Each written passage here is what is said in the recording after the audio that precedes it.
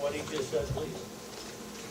Because evidently somebody from, with you and me, and maybe we're gonna have to get with DPAC and get something a little more concrete than the way you explained it. Because yesterday he was kind of attuned to what you're saying, but nothing really that made us feel comfortable about what you just said.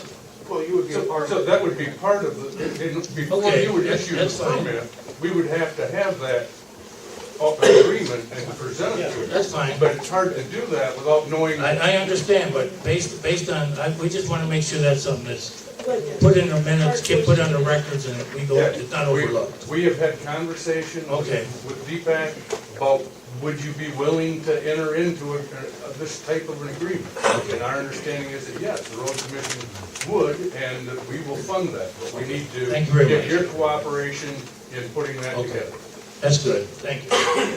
And just to help you with your minutes, so that poor lady doesn't have to wear her fingers down to stubs, we're more than happy to give you a copy of the transcript. Okay, we appreciate that. Next, overall public interest in the extraction of specific natural resources on the property. We've already talked about the fact that, in your record is information from the Michigan Aggregate Association that talks about the need on a statewide basis and also on a regional basis. You have the information from Fisher, both the original letter and then the supplemental information that they provided that indicates what the needs are to Fisher specifically. Did you skip over one? Impact on other identifiable health, safety, and welfare. That, I think we talked about the fact that we have the Heartland Institute reports. It's important to realize that you have two of those reports. Number one talks about specifically respirable crystalline silica and the concerns related to silica exposures from sand and gravel operations, finding that there are no significant impacts. The second thing you have is with respect to other potential environmental impacts as a result of this type of operation. And as you can tell from that report, as long as it's properly managed, then there shouldn't be any other issue. And most of that is derived from issues related to groundwater from wet extraction processes. Have you had prepared an environmental assessment for this particular parcel? No, we haven't. It's not typical, but if that's something that the township wants to see, certainly we can look into it. Okay, thanks. Okay, and then moving on to the other provisions, relevant provisions of the ordinance, under section 1603, we have to provide a compliant site plan, which we have. We believe that we have. If there's a deficiency that the township's noted, we certainly would be happy to look at it and correct or further illuminate anything that's confusing with respect to the site plan. Again, there's a provision with respect to the proposed project promotes the intent and purpose of the ordinance. As you know, this is one of the few specifically enumerated areas that a sand and gravel extraction operation can be located. This zoning district and the industrial zoning district are the only two zoning districts within the ordinance that permit this type of activity, and only with the special use permit. So this is the designated zoned area for this type of operation. When you see other sand and gravel pits in other locations, they're similarly located, similar features, generally rural in nature, with the same type of infrastructure that serves. The proposed project being compatible with adjacent land uses, like I said, we're going to do everything we can to be as unobtrusive at that site as we can. Maintaining the existing tree cover, maintaining a large berm, and with all the and then also making sure that the activities that take place in smaller operational units, so that we're have a limited footprint. Basically, one operational unit will be excavated, restored, will then move into the next operation. So that's the process. I want to ask, I was just thinking about the truck traffic. Are you using tandems or singles, or does it vary? It'll be primarily gravel trains, doubles. Be doubles up and down that road. Yeah, So the county. about 36 of them in a 12-hour day. That would be on average, yes. That's all right. I just wanted to get that in there. The county, they make arrangements to haul material from us on a regular basis, and the county will use primarily tandem triaxle type trucks. Other than that, we don't run any of The those. Clare County Road Commission will be coming in loading up their trucks from you also? Yes. Okay. I mean, well, we hope so. We don't have, we don't have a You don't have bid, so a we don't have a contract. contract. Okay, there you don't have right now. anything yet, But we- okay. But that would be similar to what we do in other Thank locations. thank you. So I wanted to ask about the reclamation, and it may be that a copy of the plan that I had was just of such a small size and scale that I wasn't able to make heads or tails of it, but have you put together a specific reclamation plan that shows, with respect to each of those cells, how you're going to progress from one cell to another, what the end slopes are going to be on each one of those cells, what the entire area is going to look like after all of the extraction is done? Yes, sir. What we can, well, let's talk about what we've given you, and then we can talk about what else you think you need. What we've given you has, number one, in the application itself, it provides basically a process description of how it's going to work. Speak up. Et cetera. So, You need to speak a little louder, please. okay. You can go through the mic there. Turn the volume up on your mic. Thank you. So, as part of the restoration process, there's a inset inside the drawings on the site plans that show the contours or the restoration contours. And a lot of that's controlled by the ordinance itself. The ordinance requires a 1-on-3 grade be maintained and retained. We provided photos of other reclamation. I mean, actually, after we provided you the photos, one of the things that Vance pointed out to me that I completely forgot is if you know where Buck's Run is in Mount Pleasant, that used to be an old Fisher sand and gravel extraction site, and now it's a beautiful golf course. So these things, this will be left in a final condition that will allow for it to be repurposed for just about any other use. As far as getting back to the requirements, where we talk about impact on public services and amenities, there really are no public services that are necessary for the site. As a matter of fact, the fact that this is providing a natural resource that can be utilized elsewhere within the township, within the county, within northern Michigan, or central Michigan. Those are all factors to be considered within that specific criteria item. And also we'll be working, as you know, as we've already talked about, with the township and the road commission to look at the requirements necessary to maintain the road in a way that's going to be acceptable to the township and to the road commission.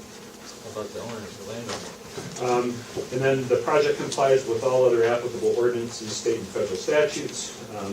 That just goes without saying. This will comply with all the state DEP requirements with respect to air quality, water quality, et cetera.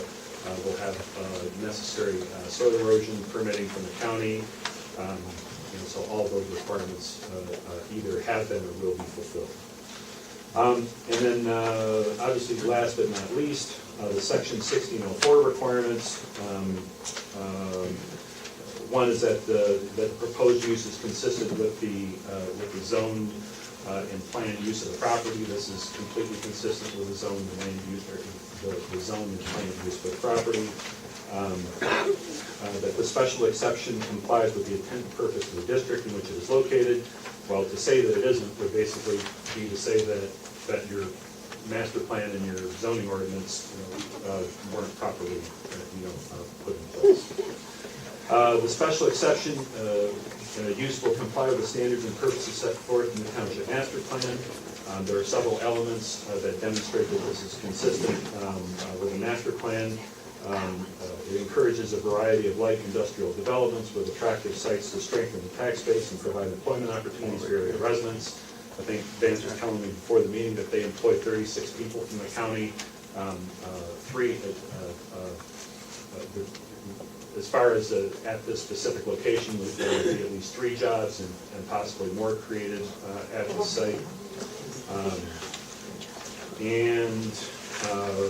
Also another compliance item, developing and maintaining a network of roads that meets the needs of the township. Obviously, this is going to provide a readily available and reasonably priced material to accomplish that purpose. meeting the infrastructure needs of residents and businesses in a cost-effective manner. Again, this is providing material that is necessary for just about everything. I mean, it'd be hard pressed to find us, construction material, road building material, or anything else that isn't made from sand and gravel. Let's see, we talked about compatibility with the adjacent uses of land, and the general health, safety, welfare requirements. So that is, I think, for the record, our reason to believe that we have met the specific criteria required by the ordinance and by the Michigan Building Neighborhood.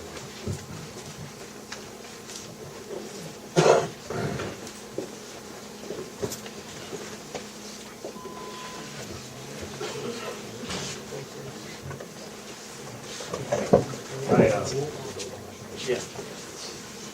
That's why I always travel with somebody who's keeping track of what I'm saying.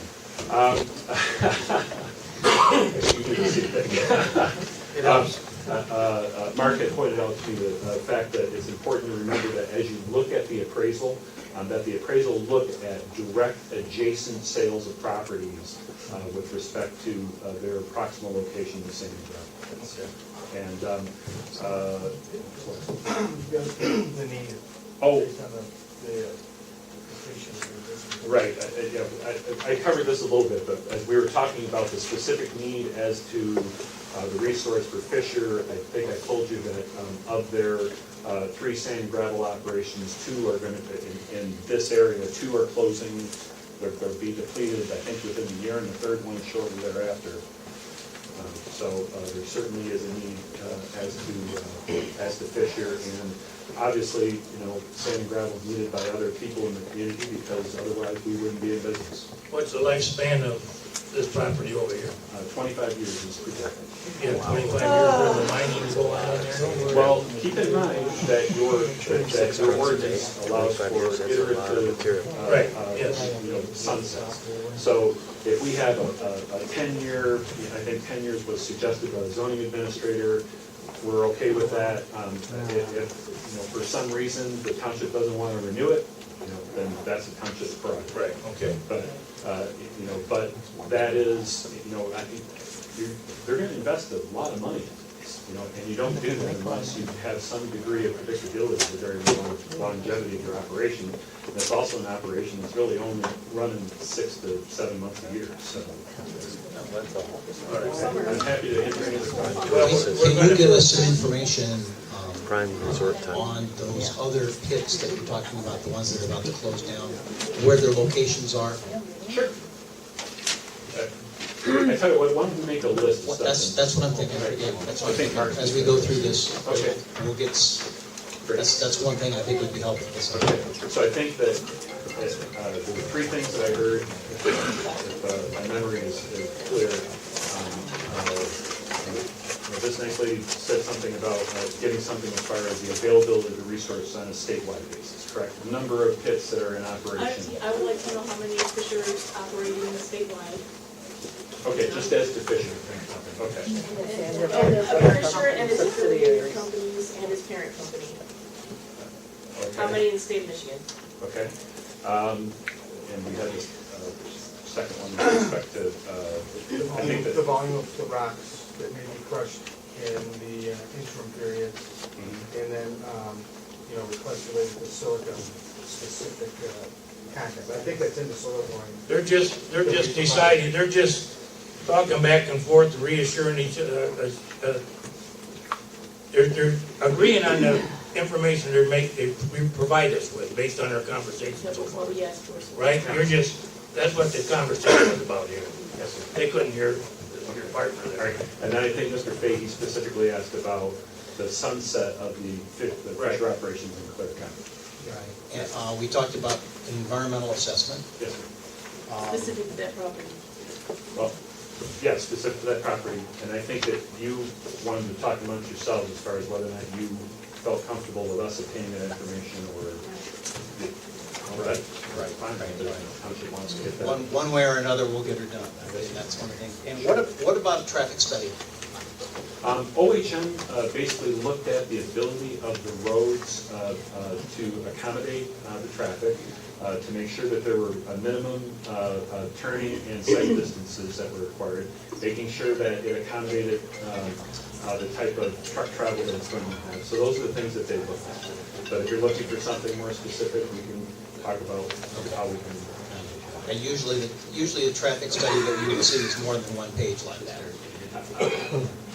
It just tell us what you know. The one thing that I would ask is that if you're going to ask us to come up with something, please tell us exactly what you're looking for, so we don't We the best can- resources. we can do that. Okay, great. We'll make sure you get a good, clear picture of what we're looking for. Yes, thank you. Do you have anything else? Ed? No, sir. That's it for now. Anybody else on your team? No, sir. I think we would like to reserve the right once public hearing's over, so we can address any specific concerns. Yeah, we'll Probably have more questions. we're sure you will. We'll make that happen. Do we have? Does anyone have a signing sheet? Over here. Over here.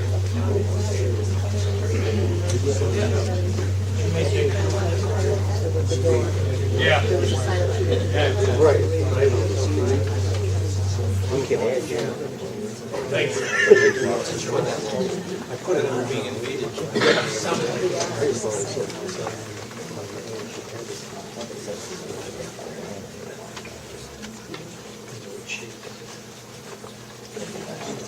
We're taking a little rest to give our typist over here a cooler fingers off. We were told when we came in that that was just a signed in sheet, so probably a lot of those people wouldn't. Oh, okay. They may have changed their mind, so, and we just want to know who they are so we can make sure we get your answer, your questions. Thank you, Jen.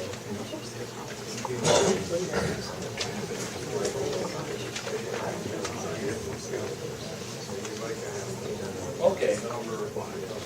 So I guess I'll just start over on this side of the room. Is anybody over here would like to get up and, we'll allocate the 3 minutes? See, I don't. Go by the list and then anybody that's not, you don't call their name. I have a Donald Cox. That's not the first one. Don Cox. That's Uh-oh. How about a Dick and Nancy Irvine? There we go, All that's right. page one. Right here.